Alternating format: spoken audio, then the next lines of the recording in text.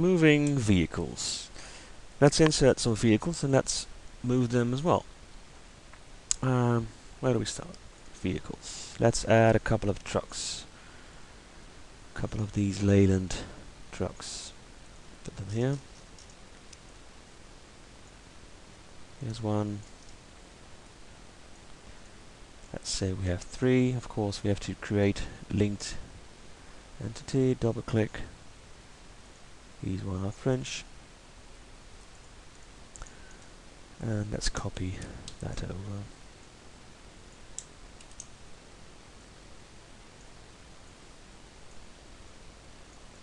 Like so. Okay, now if we want to move this truck, it's basically the same as with aircraft, so we have to assign a number of waypoints to move them. But we want these trucks to drive as a convoy, so we also have to tell these that they belong to this truck. So that's what we want to do first. Just as with the aircraft, add by dialog 1343. Double click. And this one as well.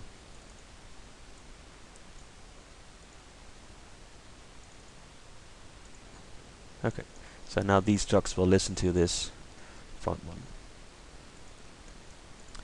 Waypoints. Let's insert a waypoint here. Now note that these roads, of course, are quite small, and that the area we now have to choose is also should be quite small, something like this. Let's tie it to this truck here, and let's make another one with shift left click here. I hit escape to stop this copying waypoints mode. Okay, so if we trigger this waypoint, this truck will move from this waypoint to that waypoint, and the other trucks will follow him. But just as with aircraft, we also can choose a certain formation. So let's use the formation command, and we tie it to this truck. Let's see, it's usually a good idea to first trigger the waypoint and then trigger the formation. So while they are moving, they can form up on the new formation. So we need to do some timing. We hit a timer here. So once this waypoint is triggered, we want to trigger a small timer. Let's say a few seconds.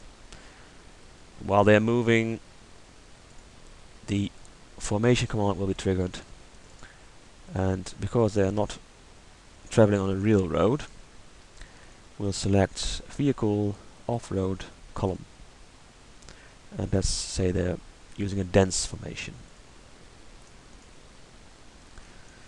So they will be moving, they will form up, and they will come here. Now this is a real road. You can see that because this is a different texture. And this road they can just easily follow by a simple command. We have to change the formation type. So we put in another command, formation, and bind it with this vehicle. And here we can say formation type is vehicle on road column. And when that command has been given, the vehicle will stay on this road and follow it. So you don't have to use a lot of waypoints, it will just follow this road till the next waypoint.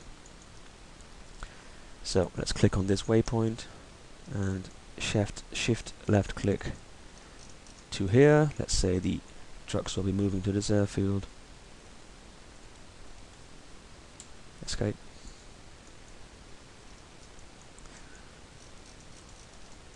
And again, once they've got here, you have to tell them they have to change formation. So let's put in short timer.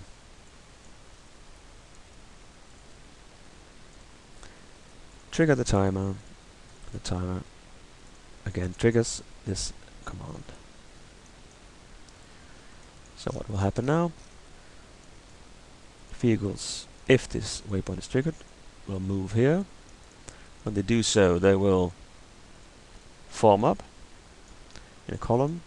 They will go here because they will. This is an off-road movement. They will just go straight from here to here. So if this piece, if there will be any objects here, I would have to insert more waypoints to guide them around it. But because this is a straight road, so should be okay. They arrive here, timer goes off, and the next waypoint will be triggered, and the command formation tells them to stay on this road, and they will keep going until they are here. Okay, that's it. Now all we have to do is to make sure that this first waypoint is triggered, and we can do that just by using the mission begin and a timer. Let's say we want them to start driving 5 minutes after the mission has begun.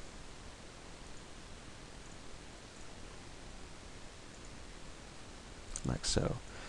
Or what we could do is use some other event that's happening in the game to start off these trucks. For instance, like we use with the aircraft, we could use it. The same check zone here, which checks for incoming enemy aircraft, we could use it to trigger this first waypoint, and there are many more events you can use. So this is the basics of how to move vehicles about in the mission.